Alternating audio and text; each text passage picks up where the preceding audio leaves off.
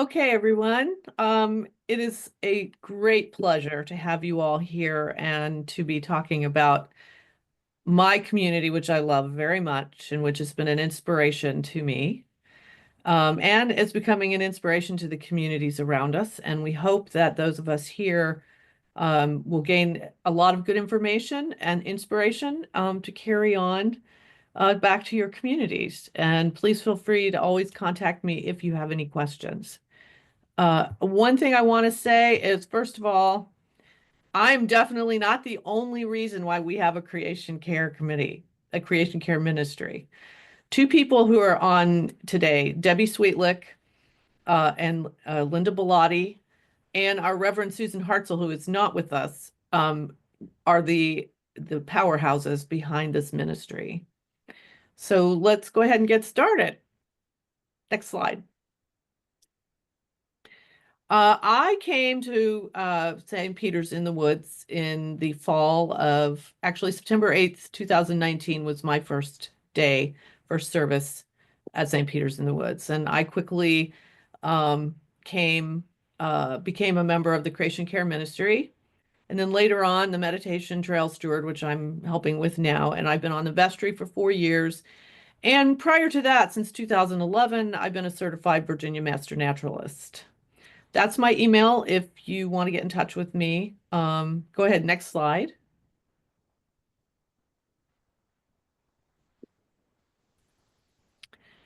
So to give you a little bit of background, there are three things that I know you all want to know about. And so we're going to kind of go about this a little behind, kind of in a holistic way. I've given you a little history of how our creation care ministry started. We've had great success, and I have to give credit to Debbie Sweetlick and Linda Bellotti for their contributions. We've had a lot of events. We've evolved so that we have brought our congregation into more alignment with the ideas that this is an important ministry. And how we've done that is basically, I think by consensus, we have committed to getting people engaged in the heart. So over the last since I've been doing this, I started out by going into the forest and doing bird surveys and meditations, which now has evolved into the sanctuary. Was originally Sanctuary Minutes, and now it's Natura Divina, and it's had a great impact on how our congregation is viewing creation care and the larger, broader mission of what that means in our relationship with God. So our response to challenges, we've had our divisions and our resistance to this. We're like all other congregations. There's different views of this, but Hi, Gail. Sorry, I missed your call. We are becoming more aligned in the importance of what we're doing, so much so that you see the results of it now with our becoming a chapter of a SING chapter, the Center for Spirituality and Nature. The vestry voted that unanimously that we would become a chapter, and we have now become inducted into the Old Growth Forest Network. So our response to challenges has been to evolve and to reach people at the heart level in order to get them engaged. Current partnerships and projects, we are, of course, aligned. We partner with Faith Alliance for Climate Solutions. Linda Bellotti worked very hard to get us there. And so we have had this relationship with them, and it's growing and expanding with time. We also we have a giving garden, which is part of our native garden and gardens ministry, which helps not only to give us food for the mobile pantry, which we have, but we also give to a local church's pantry. So this is an ongoing ministry, and this has been a very important part of growing our creation care ministry. Also this summer, we had Virginia Vacation Bible School, which was focused entirely on creation care. And so we brought different people in to teach. We had a lot of really good response to it. The kids loved it, and there's been more call for this kind of ministry work to be done. So that's kind of how we're reaching. And also the college students are very interested in what we're doing.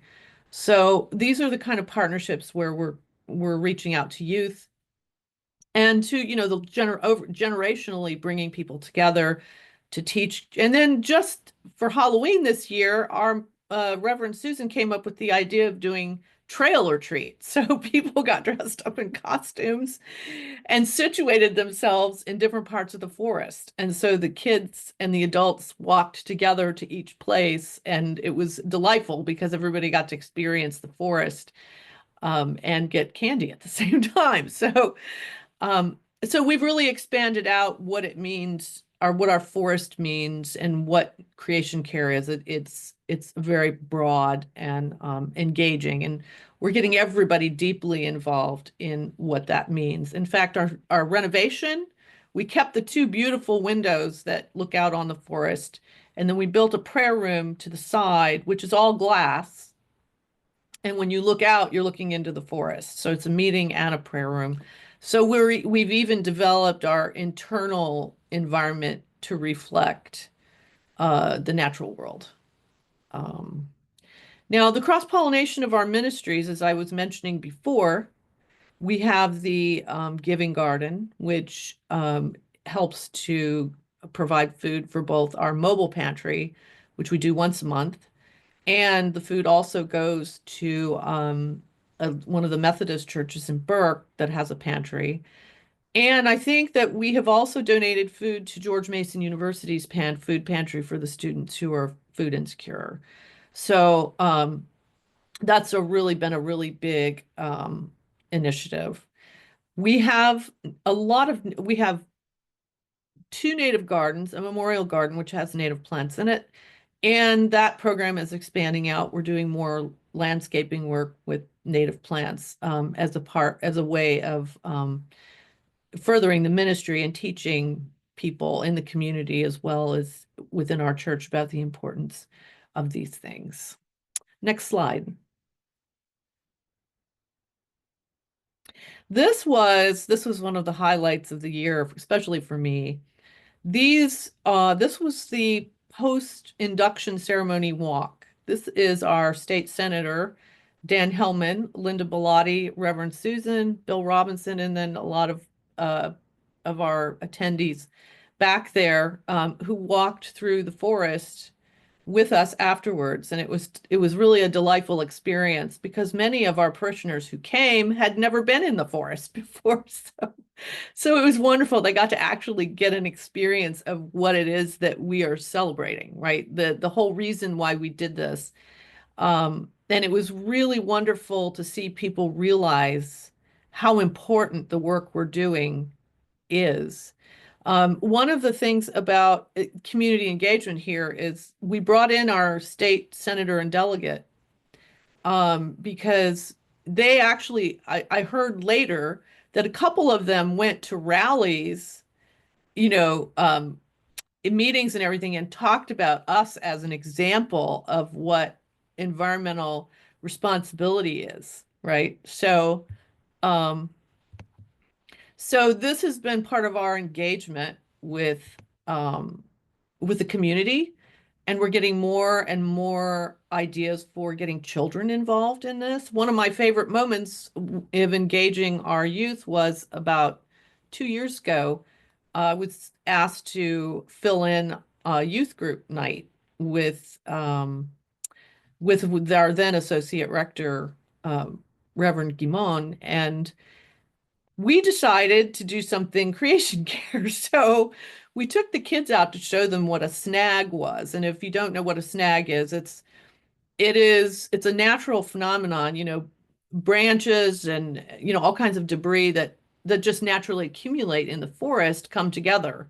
And they'll sometimes result in a big pile of, branches and leaves and other things. And so we took the kids out there and they loved it. They wanted to ask questions. They they wanted to know how to make a snag at home, right? So it gave us ideas for the future to do things like this. So these types of things are starting to evolve. And we are very fortunate in that we have an actual natural cross in our forest, which we can see now that the leaves have dispersed. And we're sort of using that. I use it a lot as an example of God's redemptive power, because these two trees are old, dead logs are not really dead because there's all kinds of life in them. So we're using that as a way to engage children. But we're trying to make it a very natural part of our ministry.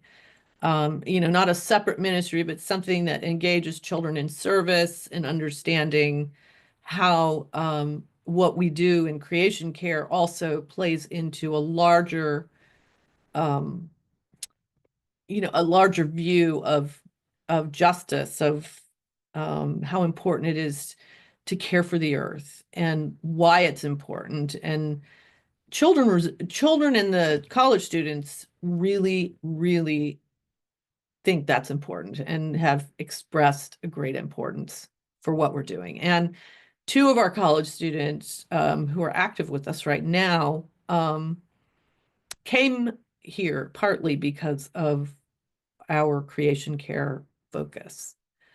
But anyway, this was our forest walk, some of the pictures from it. So next slide. One of the ways that we have, that I have, we've kind of worked on reaching our people in a very heart-centered way is we became a chapter of the Center of Spirituality and Nature Sing. And thanks to Peyton, we've had a wonderful partnership and wonderful ideas and inspiration. And we're building this ministry out right now. We're going to have a November 30th silent retreat as part of that. I'm very excited about that. It's going to be 3 hours, and people can walk through the forest. They can go into our prayer room, stay in the sanctuary, go to the memorial garden, or just walk the grounds, whatever it is that they feel called to do. So that's something that we're doing this year, and that's probably going to be a regular sing activity because the response so far is really pretty robust. I've got about 10 people who've said they're going to come and they want to do this on a regular basis. We've also, in order to keep people in our community apprised of what our Sing chapter does, we have 2 listservs, which if anyone's interested in that, just let me know, email me. We have an SPW Sing listserv, which focuses on events that we're doing. And then the Natura Divina listserv are the meditations that I write. And that's going to be put into a book. I'm not sure I'm going to have it done when I thought I was, but I'm compiling pictures and meditations, and it will become a devotional. I'm hoping to have that. My hope was to have it done by the end of this year. But I want to make it available to our parishioners and also to our community. So anybody that comes to visit, I've had requests for copies of it. People all over the country who are on that listserv want a copy of it. And so this is this is how we're reaching both our parishioners and our community in a meaningful way that actually engages people in why it's important to be in a creation care ministry or to have a creation care ministry. And some people just find the inspiration in it and want to know more.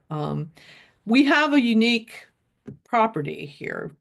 Just as an aside, we have a unique property because we are a resource protection area, and that means we cannot make massive changes to our property without the Fairfax County approval. And that's because our forest is actually a riparian buffer for protecting the Occoquan and the Chesapeake Bay watersheds. So our forest, making sure that our forest manages itself and we steward it is extremely important. And it's an educational opportunity for us to teach people and give people opportunities to understand why forests are important. Next slide. We're also a certified wildlife sanctuary. We were approved for that, I think, about 4 years ago. Audubon here in this area is now the Northern Virginia Bird Alliance. So, but we're still certified under them. And so we have the one native garden, which is right out in front of our church, which I think was established through a grant. Then we have the memorial garden, which you will also see is in this picture here at the top. And then we have another native garden. When you look on our hill, there's a beautiful cross and a natural native garden that surrounds it, and you have stone steps to get to it. And it's really beautiful because in the summertime, when the sun comes up, it comes up right behind the cross. So we have that native garden, and then there's a lot of new landscaping that we're doing right now, which will have even more native gardens, native plants, and landscaping around our church. So that's in the development stages right now. We're very excited about that. Next slide.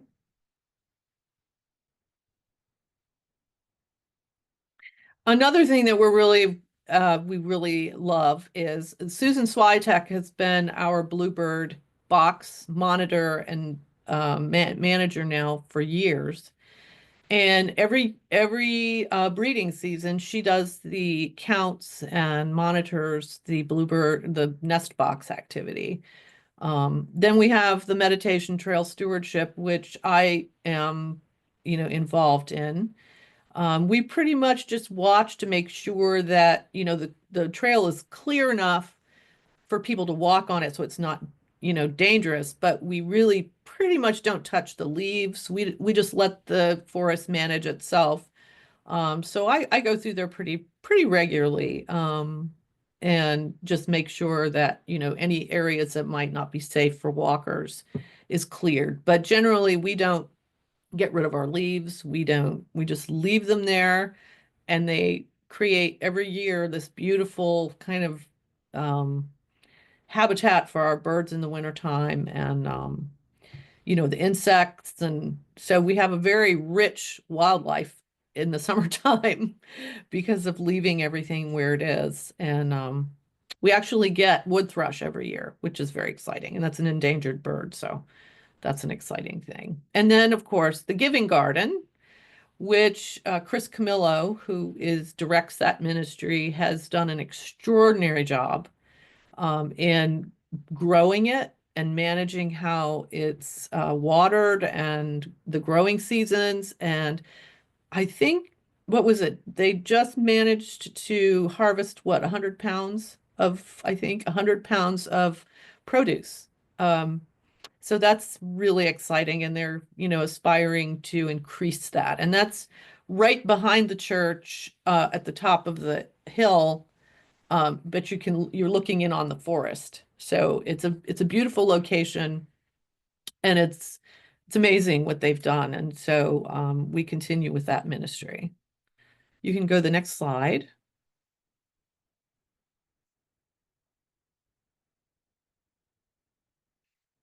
So again, youth and adults, our goal is to make it so much a part of the fabric of our ministries here.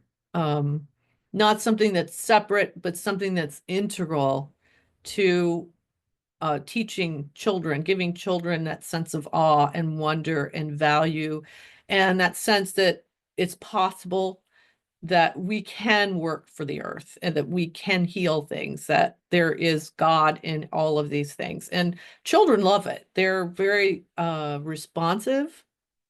And as you can see from the picture on the right is the I think that was the Sunday school, pictures from the Sunday school or vacation Bible school this summer.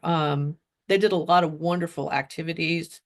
And then, of course, that picture on the left is the early days of the Giving Garden. So you can see how much has changed and how much integral activity, how much we've made this an internal part of everything that we do. And, we're right now visioning as a church how to draw in more youth and college students. And that I think is going to be easier now that we have these opportunities to educate and to bring awe and beauty to the lives of our parishioners in our community. And so we're continually working at this and co-creating the environment for this kind of drawing in of youth. Next slide.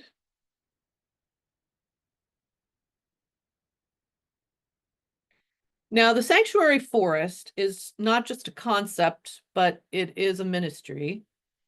When I first thought about this, I wanted to make this happen a long time, because I would walk through that forest and I knew from just instinctively that we had this amazing gift in this forest. And I've always seen it as a sanctuary forest, and we see our community as a sanctuary community. So the forest itself, it's a place where people go and find beauty and find God and find peace. And it's really to be a meditation place, a place of joy, a place of connection, a place where people can wonder, have that wonder and understand what is important here, right? And so one of the things that's very exciting to me is in usually the migration periods, we can have up to 80 different species of songbirds coming through. We have warblers, we have thrush, we have, you name it, 80 species at the top number of birds, and many of them endangered. So we know that our environment is conducive. They come, some of them will stay, some of them will move on, but they'll use our forest. Those that move on use our forest as a resting place for a few days. So we know that we're doing something right. We have all kinds of orb weavers. I don't know how many species we have in our forest, but in the summertime, and especially towards late summer, they're everywhere. And so we know that they're finding a good place to drop, for their eggs to be dropped in the wintertime. We'll have fox, we have hummingbirds that visit, we have red-tailed hawks, we have ravens occasion our forest. There's just and then, because of our native gardens, I don't know how many butterflies. I mean, I've seen probably at least 5 species of some of our butterflies that are disappearing from other parts of Virginia. So we know that we're doing something right. And the more that people see, people will just go there on an off time just to experience that, right? And so then they wanted to go home and replicate things that we're doing in their gardens. So that's really what we hope, is that not only this is a place where anybody can come, find meditation and peace and learn something and be able to take it with them, not only just hope, but ideas for their own gardens, their own homes, and their communities. But the sanctuary forest was designated as a community forest, and in the parlance of the Old Growth Forest Network, that means that the community forest is also supposed to be a place of sanctuary and community. So we are the first faith community, I think, in their system, at least in Virginia, and the first faith community to be designated in Fairfax County, which is massive. It's a massive county. So that's really a very significant thing for us. We still have to get our signage up, but we are on their website, and anybody can come to our forest at any time day or night, there's no restriction, and walk through our meditation trails, sit in our memorial garden, meditate at, the cross on the hill, and just find peace there. And as long as, it's there, we really hope that it will bring inspiration into everyone's lives. And they'll take hope back with them that things can be done to nourish and love the earth, and that our souls can be renewed. So the sanctuary forest is part of a whole missional idea, a whole mission of sanctuary and meditation, peace, education. So it's been a very exciting time for us to have achieved this. So anyone here is welcome to come anytime if you want to take a walk through. Now everybody's invited to come to the silent retreat on November 30th if you wish. That's open to everyone. And if you would like to know more, just email me and I will give you the particulars. I'm going to send out a confirmation to everybody this week with some housekeeping items to keep them, when you come, this is going to truly be a silent retreat. So I will send some information on that, and we would love to have you join us all the time whenever we do anything. It's not just for St. Peter's in the Woods, but if you are a community member who would like to take advantage of this, please let me know, and you're more than welcome. Thank you. I guess we open it to questions. Oh, forgot. This is one of my favorite quotes, and I used it for a meditation. I think it's important for all of us to keep this in mind. And this has particularly been important for me to keep in mind.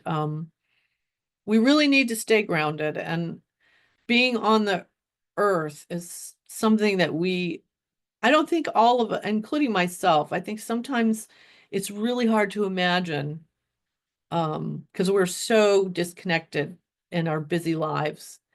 But I love this quote, and it really encapsulates for me what all of this means in terms of our spiritual quest, our spiritual searching, and how this forest and this creation care ministry actually, how it actually translates into a deeper understanding of your own spiritual life, as well as the earth's spiritual life. And there's much to learn, much to grow from. And I look forward to continually working with Debbie and Linda and others on our Creation Care Ministry team to continually build this ministry and reach our community and our youth and our children in the ways that we're already doing it.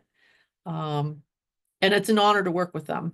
I cannot tell you how lucky I am to have met these two people, and Reverend Susan and Peyton, who's been extraordinary in helping me figure this out and get this off the ground as our Sing chapter. So next slide.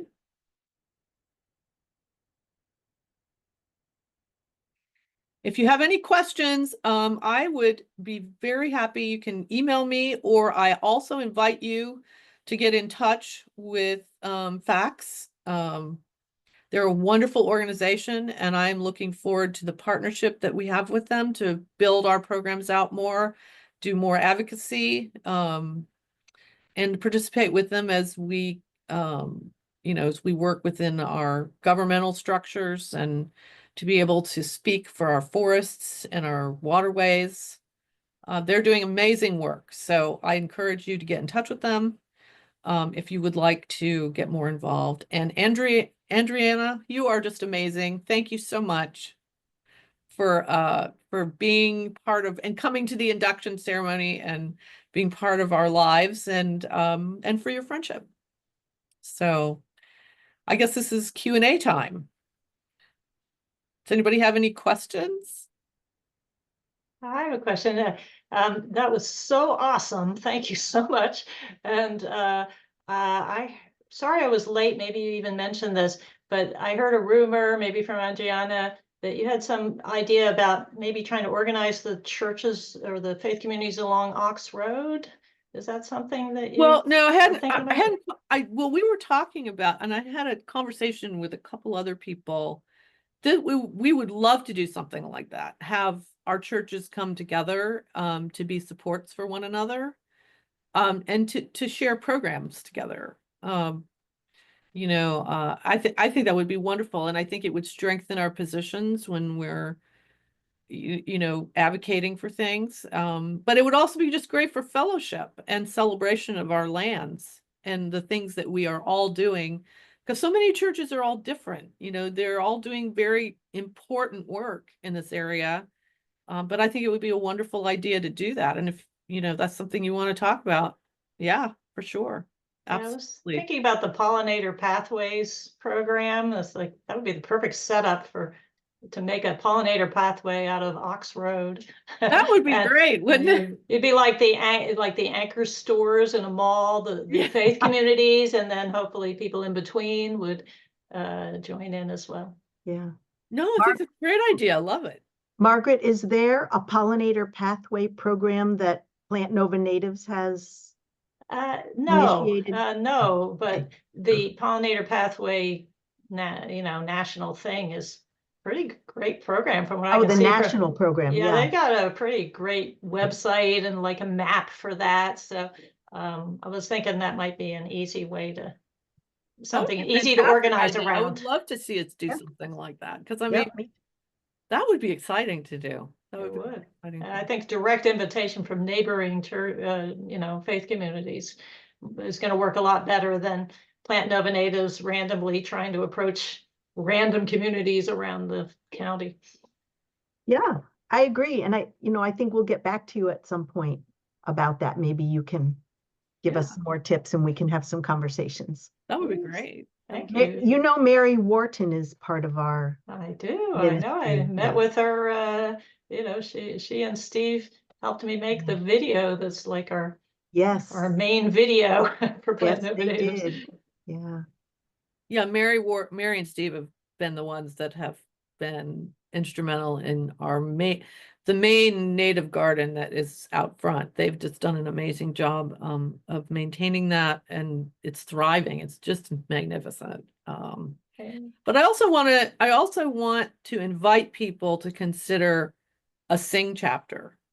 What is that? It's the Center for Spirituality and Nature, and Peyton is having a Sing Leaders Summit this Saturday, which of course I can't be at because I'm doing a photo shoot for the Nature Conservancy. But I get in touch with Peyton, and I'll let Peyton talk for a couple seconds, because I think this would be a great opportunity for our churches to also be putting together sing chapters, even if it's like, you can create it in the way that is nurturing. But I would strongly recommend considering that. I'm so glad we've done that, because now we have this very special relationship with him, with the organization, and nationally. We network with other people nationally as leaders to understand what's working for them and what they're doing. And it's ecumenical, which is wonderful, because you can get insights about different faith traditions, and how people are just doing things, what is working for them, what is the community's goals. And sometimes it's just, there are no goals. You're just out there in nature but I would strongly recommend considering it. It's a wonderful opportunity, and working with Peyton is a joy. So get in touch with, you can get in touch with him if you consider that. He is a wonderful partner to work with. So, and I'm so grateful you're here, Peyton. Thank you so much. Any other questions? Oh, really quick, I just wanted to make sure, Margaret, the pollinator pathway site you were talking about, is the link I put in the chat, is this the correct one? All the way at the top. I'll put it in again. That's the one. Okay, great. And then Peyton, if you do want to talk a little bit about St. You absolutely can. I can say just a couple of words, and we're so glad to have St. Peter's in the Woods and Stacey leading a sing chapter. But really, all it is inviting congregations and communities into the natural world so that they can fall back in love with their local ecosystems, so that they can connect to deepen spiritual experience in the outdoors. And then, of course, building community and relationship with each other in this time where loneliness and isolation is such an issue. It's an opportunity really to draw closer Uh-oh. as people and then with our local ecosystems as well. And so the Center for Spirituality and Nature just does that work of connecting the communities, training up leaders so that they feel inspired, encouraged, and prepared to gather community around this mindful practice. And we have a beautiful community of communities all over the country. So hope you check it out. Thank you. Is there any other questions, or I invite you to get in touch with me if you want to be on either one of the listservs, the Natura Divina or the Sing, because I post to those pretty regularly. And you can keep up and keep up with our events and come anytime you want. Again, I invite all of you to come to St. Peter's in the Woods. Walk anytime you want in our forest, and be part of what we're doing. And we welcome you, and we hope to see you. And yes, I'd love to see Margaret, us partner on more things like that. That would be great. Let's do it. All right. Yeah, let's do it. I think it's a great idea.